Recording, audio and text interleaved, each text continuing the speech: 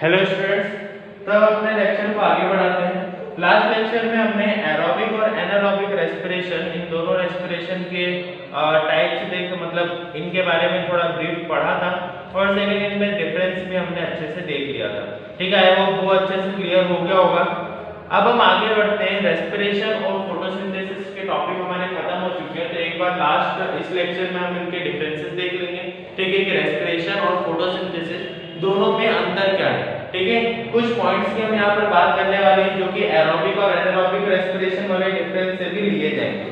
ठीक है, सबसे पहले एरोबिक मतलब वायवीय श्वसन या फिर हम उसे क्या बोल सकते हैं, ऑक्सी श्वसन, अनऑक्सी श्वसन भी बोल सकते हैं। देखो कल हमने जो एरोबिक और एनारोबिक पढ़ा था, एरोबिक और एनारोबिक पढ़ा था। एरोबिक का मैंने हिंदी मीनिंग बताया था वायवीय और इसका बताया था अवायवीय। ठीक है, हमारी डेफिनेशन क्या थी? एरोबिक रेस्पिरेशन की डेफिनेशन थी कि ऐसा रेस्पिरेशन, ऐसा श्वसन जिसमें ऑक्सीजन की उपस्थिति हो उसे हम क्या बोलते हैं? वायवीय श्वसन। और ऑक्सीजन की उपस्थिति है इसलिए इसे ऑक्सी श्वसन भी बोला जाता है। ऑक्सी श्वसन, ऑक्सी श्वसन भी इसे बोला जाता है। अब अगर हम बात कर रहे हैं एनारोबिक की, तो ऐसा श्वसन जिसमें ऑक्सीजन की अनुपस्थिति हो उसे क्या बोलते हैं? हम अवायवीय श्वसन बोलते हैं, इसीलिए इसे अनॉक्सी श्वसन भी बोला जाता है। अनॉक्सी श्वसन भी बोला जाता है। परीक्षा बहुत में ऑक्सी और अनॉक्सी श्वसन दिया हुआ है, तो आप उसमें कंफ्यूज मत होना। ठीक है, इसमें जो डिफरेंसेस है एक बार अच्छे से पढ़ लेना। कल हम एक जगह पर अटके थे, मैंने आपको बताया था 21 एटीपी मॉलिक्यूल्स होते हैं। 21 एटीपी मॉलिक्यूल्स किसमें? एरोबिक रेस्पिरेशन में बनते हैं, तो 21 को हटाकर वहां पर क्या कर देना? 38 एटीपी मॉलिक्यूल्स वहां पर पाए जाते हैं। ठीक है, कल ये छोटी सी गलती हो गई थी हमसे। अब आगे जो हम पढ़ने वाले हैं आज वो है श्वसन और प्रकाश संश्लेषण, मतलब फोटोसिंथेसिस और रेस्पिरेशन, इन दोनों में हम अंतर पढ़ेंगे। ठीक है, पहले थोड़ा मैं रिवाइज कर देता हूं कि प्रकाश संश्लेषण क्या था और श्वसन क्या है। सबसे पहले हम बात करते हैं श्वसन की, तो नहीं, सबसे पहले हम बात करते हैं प्रकाश संश्लेषण की। तो प्रकाश संश्लेषण की अभिक्रिया क्या थी? तो हमने पढ़ा था कि जो श्रमजीवी होते हैं, जो अपना स्वजीवी होते हैं, जो अपने खाने के लिए खुद पर डिपेंडेंट होते हैं, खुद पर निर्भर होते हैं, वो अपना खाना किसकी मदद से बनाते हैं? प्रकाश संश्लेषण की मदद से बनाते हैं। जो ऑटोट्रॉपिक ऑर्गेनिजम्स होते हैं, जैसे कि प्लांट्स की अगर मैं बात कर रहा हूँ, ठीक है, प्लांट्स की अगर हम बात करते हैं तो वो अपना खाना कहाँ से बनाते हैं? फूड उन्हें कहाँ से मिलता है? फोटोसिंथेसिस की प्रोसेस से। ठीक है, फोटोसिंथेसिस की प्रोसेस की ही हेल्प से वो अपना खाना बना पाते हैं। फोटोसिंथेसिस को बोला जाता है प्रकाश संश्लेषण।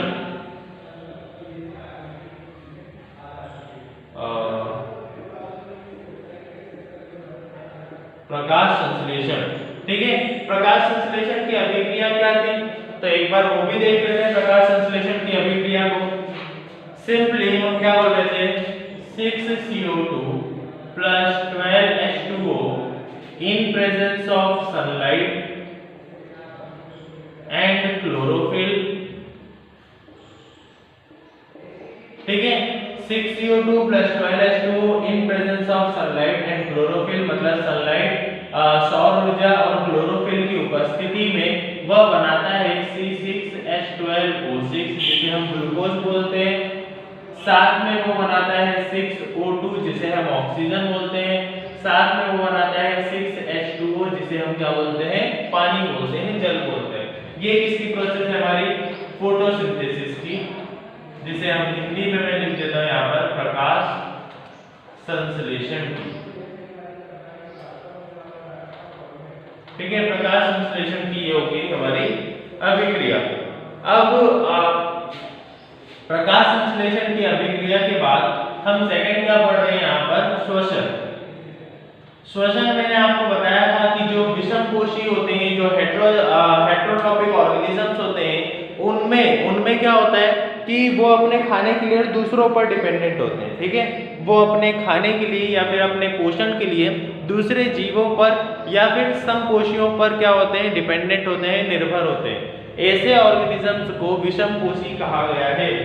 और इनमें अगर हम अभिक्रिया की बात कर रहे हैं या फिर ऐसी प्रोसेस की बात करते हैं, ऐसी प्रक्रिया की बात करते हैं जिससे इन्हें फूड मटेरियल मिल सकता है या फिर इन्हें क्या मिल सकता है, पोषण मिल सकता है, तो उसे हम क्या बोलते हैं, यहाँ पर श्वसन बोलते हैं।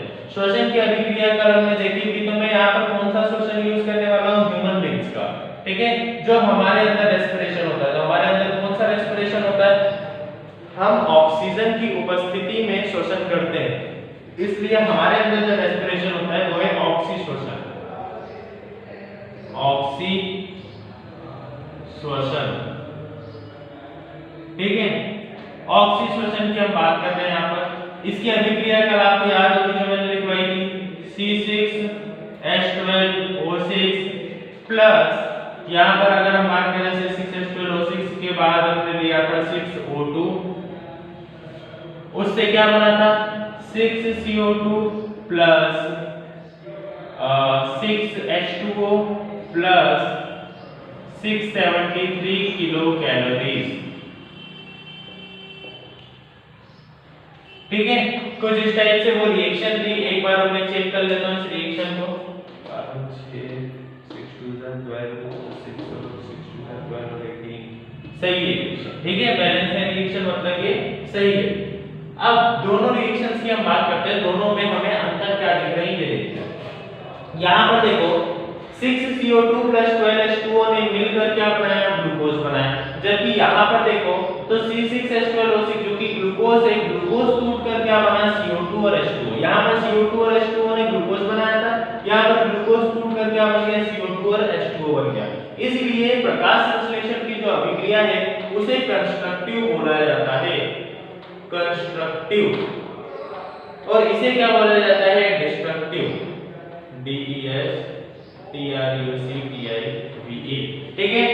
प्रकाश संश्लेषण की प्रोसेस, फोटोसिंथेसिस की प्रोसेस जो है उसे क्या बोला जाता है, कंस्ट्रक्टिव प्रोसेस बोला जाता है, जबकि इसे क्या बोला जाता है, डिस्ट्रक्टिव प्रोसेस बोला जाता है। अगर हम इसके सिंपल पॉइंट्स देखते हैं, परीक्षा बोर्ड में अगर आपके पास पॉइंट्स हो तो वो देख लेना। यहाँ पर अपचय और उपचय, ठीक है। अगर हम श्वसन की बात कर रहे हैं, श्वसन डिस्ट्रक्टिव है, तो इसको हम क्या बोल रहे हैं, अपचय, सॉरी अपचय, और ये वाली जो है वो क्या है, उपचय। आया समझ में? तो कंस्ट्रक्टिव का मतलब क्या होता है, कंस्ट्रक्टिव जो प्रोसेस होती है, जैसे कि मैंने आपको बताया है, कंस्ट्रक्टिव जो प्रोसेस होती है वो हमारी क्या होती है, एक बार मैं और चेक कर लेता हूं, इसको अपचय और उपचय बोला जाता है। प्रकाश संश्लेषण की प्रोसेस को उपचय बोला जाता है, हाँ सही है, ठीक है।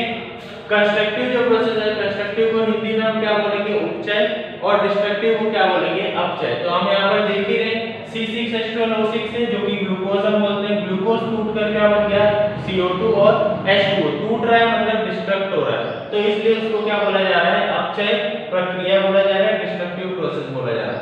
यहाँ पर CO2 और H2O आपस में मिले और उन्होंने क्या बना लिया, ग्लूकोज। यहाँ पर कंस्ट्रक्ट हो रहा है ग्लूकोज, मतलब बन रहा है ग्लूकोज, इसलिए इसको क्या बोला जा रहा है, उपचय प्रक्रिया बोला जा रहा है, ठीक है।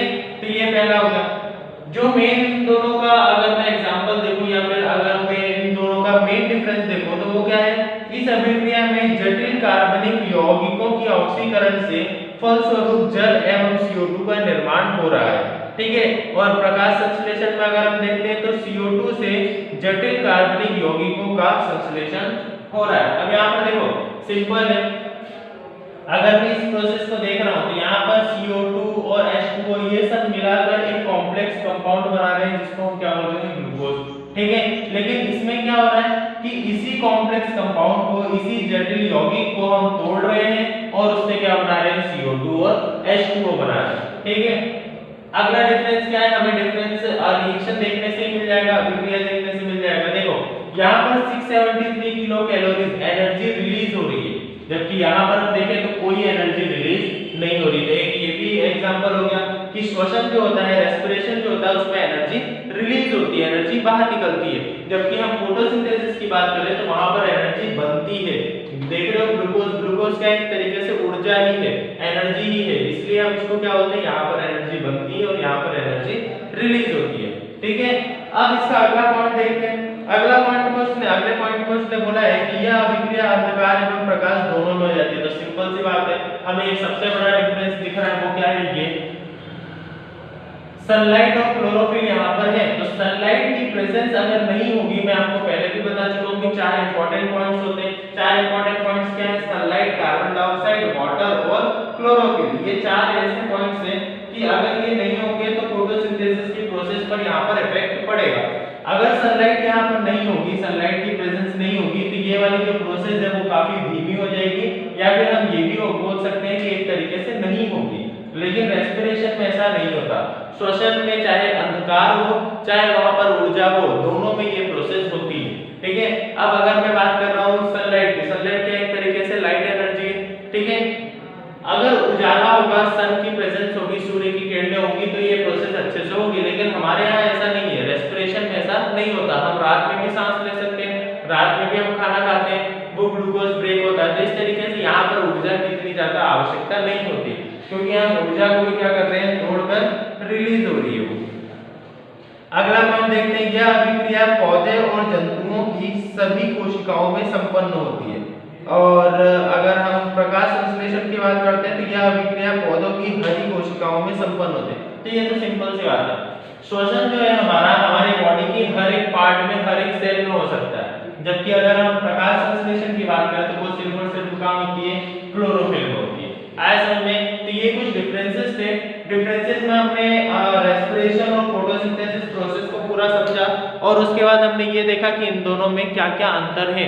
जैसे कि जो मेन अंतर अगर हम देखें तो वो क्या है कि प्रकाश संश्लेषण की प्रोसेस में ग्लूकोज का क्या किया जाता है, ग्लूकोज को बनाया जाता है। जबकि ऑक्सी श्वसन या फिर श्वसन की प्रोसेस हम देखते हैं तो वहां पर ग्लूकोज को तोड़ा जाता है और कार्बन डाइऑक्साइड और जल जैसे यौगिक बनाए जाते हैं। ठीक है, कंस्ट्रक्टिव और डिस्ट्रक्टिव की हम बात करते हैं तो ग्लूकोज बन रहा है, इसलिए वो प्रकाश संश्लेषण की जो अभिक्रिया है, फोटोसिंथेसिस की प्रोसेस, उसको कंस्ट्रक्टिव बोला जाता है। यहाँ पर ग्लूकोज टूट रहा है, इसलिए इसको क्या बोला जाता है, डिस्ट्रक्टिव बोला जाता है।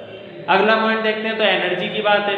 एनर्जी, श्वसन की प्रोसेस में एनर्जी बाहर निकलती है, एनर्जी रिलीज होती है, इसलिए इसको एक्सोथर्मिक रिएक्शन भी बोला जाता है। जबकि अगर हम बात करें प्रकाश संश्लेषण की तो वहां पर कोई एनर्जी बाहर नहीं निकलती, जबकि एनर्जी खुद ब खुद प्लांट के अंदर बनती है। ठीक है, लास्ट में हमने देखा कि सनलाइट की प्रेजेंस फोटोसिंथेसिस की प्रोसेस में जरूरी होती है। अगर सनलाइट नहीं होगी तो फोटोसिंथेसिस की प्रोसेस अच्छे से नहीं हो पाएगी, प्रकाश संश्लेषण की अभिक्रिया अच्छे से संपन्न नहीं हो पाएगी। जबकि श्वसन में ऐसा जरूरी नहीं होता कि आप आप वहाँ पर सनलाइट की प्रेजेंस लाओ। अगर डार्क है, अंधेरा है, तो भी ये श्वसन की अभिक्रिया जो है वो संपन्न की जा सकती है। ठीक है, तो ये दोनों इसमें डिफरेंस हो गए। अगले लेक्चर में हम इसके आगे का पार्ट पढ़ेंगे। Thank you.